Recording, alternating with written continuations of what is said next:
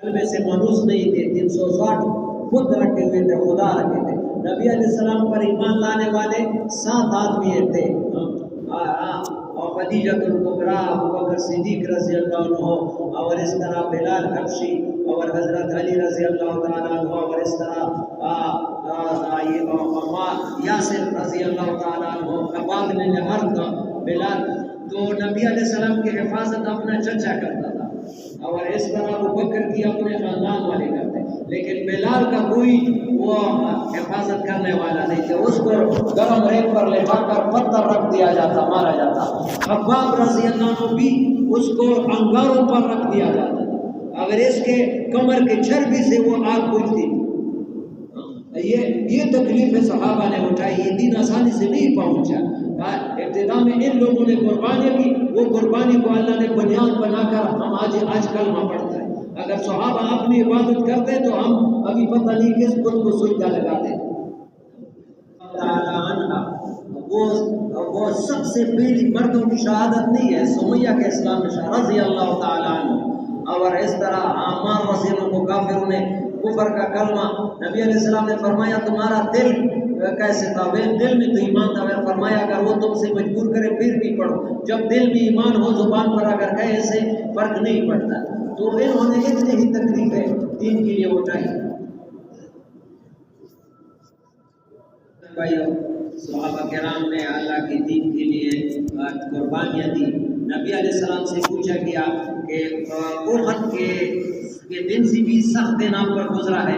احد میں نبی علیہ السلام کے دندان مبارک شہید ہو گئے، حضرت حمزہ رضی اللہ عنہ کا کان ناک کاٹ دی گئے، اور کلیجے نکالی گئے، چھپایا گیا، اور اس طرح 70 صحابہ شہید ہو گئے، اور نبی علیہ السلام ایک گڑھے میں گر گئے، یا شیطان نے آواز لگائی کہ نعوذ باللہ محمد صلی اللہ علیہ وسلم قتل ہو گئے۔ یا اس سے بھی سخت دن ہم پر گزرا ہے؟ فرمایا ہاں، اس احد کے دن سے بھی، جب میں نے اپنے آپ کو طائف والوں پر پیش کیا تو یہاں میرے جسم کو تکلیف تھا، وہاں میرے عزت کو۔ انہوں نے بچوں کو لگایا، نبی علیہ السلام کا ایک قدم بھی ایسا نہیں اٹھتا تھا جس پر پتھر نہیں لگا۔ اور بعض کتابوں میں لکھا ہے کہ یہ جوتے خون کے ساتھ، پاؤں کے ساتھ خشک ہو کر چمٹتے، وہ نکلنے نہیں سکتے تھے پاؤں سے، وہ خون بہہ گیا تھا۔ اللہ نے جبریل کو بھیجا، ملک الجبال فرشتے کو بھیجا کہ اللہ آپ کا رب آپ کو سلام کرتا ہے، اگر آپ چاہتے ہیں کہ یہ 2 پہاڑوں کے درمیان طیف والوں کو کچل کر، نبی کتنا شفیق ہوتا ہے۔ اس نے کہا جبریل میں عذاب کے لیے نہیں آیا، اگر یہ لوگ ایمان نہیں لائے ہو سکتا ہے ان کے اولاد میں ایسے لوگ پیدا ہوں گے جو یہ توجہ سے سنیں۔ کبھی ہم ہندوستان پاکستان والے طائف والوں کے حصے میں نبی کی دعا کے برکت محمد ابن قاسم طائف کا تھا، ہمیں ہندوستان پاکستان کو اسلام پہنچایا ہے۔ نبی کتنا شفیق ہوتا ہے۔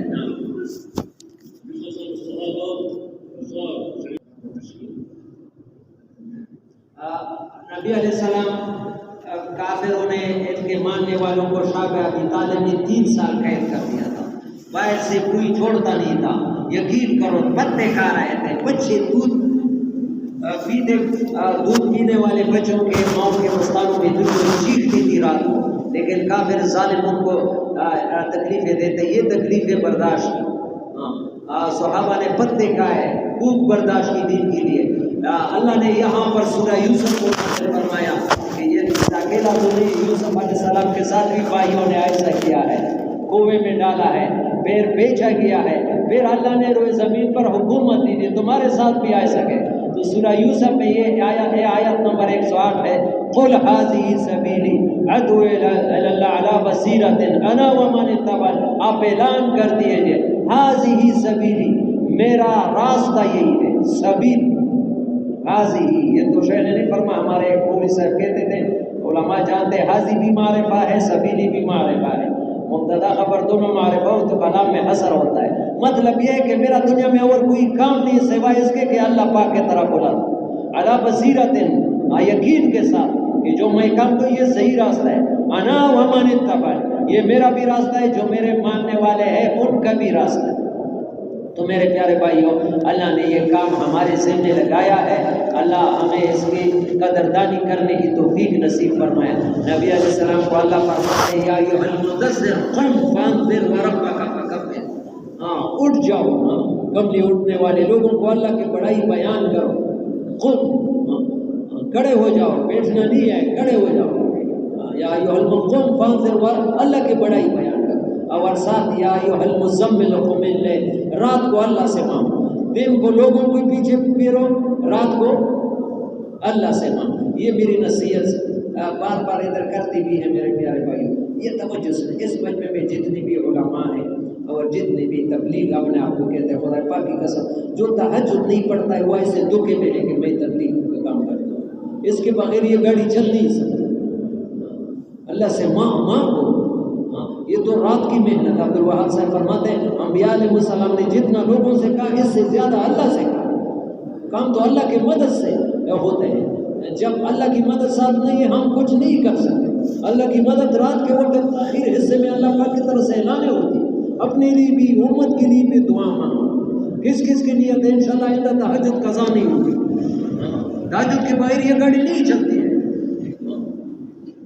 یہ جو اپنے لیے دعائیں مانگتا ہے اور امت کے لیے اس کی اپنی دعائیں بھی رد ہوتی ہیں. اپنے لیے بھی لیکن امت کے لیے زیادہ مانگو. اس پر اللہ خوش ہو، تمہارے اپنے دعائیں بھی قبول ہو جائیں گی. تو نبیوں والا کام، ہم نبی نہیں ہے لیکن اللہ نے نبیوں والا سیٹ پر بٹھایا. کتنے نہ قدرے. ایک آدمی تمہارے بچے کو چپڑاسی نوکر کرے اس کا احسان مانگتا ہے. اللہ نے ہمیں نبیوں، ساری دنیا کے بادشاہ جمع ہو جائے، آپ سے پوچھتا ہوں ایک نبی کے درجے کو پہنچ سکتے ہیں؟ تو بادشاہوں سے زیادہ اونچا کام اللہ نے ہمیں دیا ہے. ہمارے ساتھ اس کی قدردانی نہیں اور تھوڑے تھوڑے کاموں پر قربان کرتے ہیں، اس لیے پریشان ہے. یقین کرو، یقین کرو، آج جتنی بھی امت پریشان ہے اس کام کو چھوڑنے کی وجہ سے. قرآن حدیث میں ہے اس کام کو چھوڑو گے تو دعائیں قبول نہیں ہوتے. ظالم بادشاہ آئیں گے، بزرگوں کی دعائیں بھی قبول نہیں ہوتی. یہ نبی کی باتیں، میری باتیں نہیں ہے. یہ فارغ لوگوں کا کام نہیں ہے کہ ہم فارغ ہو جائیں گے. فارغ لوگوں کا کام ہے. یہ ہر مسلمان جو کلمہ پڑھتا ہے اس کے ذمہ اللہ نے لگایا ہے. پوچھ ہوگی قیامت کے دن. اپنے ذاتی عبادت سے اس امت کا نجات نہیں ہے. صاحب قرآن میں ہے. اللہ ہمیں یہ سمجھ نصیب کرے. کم از کم استغفار کرے، نیت کے درجے میں تو کرے کہ انشاءاللہ اس کام کو کریں گے. اس کو آگے پہنچانا تمہارے ذمہ اللہ نے لگایا ہے. اور نبی علیہ السلام فرماتے ہیں کہ جو میرے سنت کو زندہ کرے گا، وہ حدیث کا مفہوم بیان کیا، وہ جنت میں میرے ساتھ ہوگا. اور نبی کی دعائیں، یا اللہ نبی کی دعا کتنا زوردار ہے. نوح علیہ السلام کی دعا نے پوری امت کو تباہ کر دیا. سمجھ میں آ گئی نبی. اور ہمارے سردار الانبیاء کی خدا پاک کی قسم ہم دعائیں حاصل کرتے ہیں. ادعو عنی رحمکم اللہ. نبی کا تم دین آگے پہنچاؤ، اللہ تم پر رحم کرے. چاہتا ہے یہ دعا کوئی کہ نبی کی قیامت تک یہ دعا کی. ادعو عنی، میرے طرف سے پہنچاؤ دین، لوگوں کو پہنچاؤ. رحمکم اللہ، پھر ساتھ دعا بھی کہ اللہ تم پر رحم کرے. تو ہم نبی کی دعا کے اپنے آپ کو محتاج نہیں سمجھتے. اللہ سب کی نیت ہے نا انشاءاللہ. کیا ہے اب بس بات ختم ہے. فرماتے ہیں کہ صحابہ کرام نبی علیہ السلام کے ساتھ حجۃ الوداع کے موقع پر کتنے تھے؟ 1,24,000. ان میں سے 10-12 ہزار کی قبریں حجاز مقدس میں ہیں. باقی دنیا میں پھیل گئے. اور 4 مہینے کے لیے نہیں گئے، شیرنی کے لیے نہیں گئے، سال کے لیے نہیں گئے. قبریں بنائی. کب بنائی؟ کیا بنائی؟ قبریں بنائی. دنیا میں چلے گئے، قبریں بنائی. ان کی بیوی بچے تھے یا نہیں؟ محبت تھی ان کے ساتھ یا نہیں؟ لیکن سب محبتوں کو اللہ پر قربان کر. قربانی ہم کہتے ہیں، یہ سنو بزرگوں سے سنو، قربانی کس کو کہتے ہیں؟ اپنی ضرورتوں، اپنے ذات کی ضرورتوں کو، اپنی بیوی بچوں کی ضرورتوں کو، کاروبار کی ضرورتوں کو، بعد میں پورا کرنا اس کام کے ضرورتوں کو.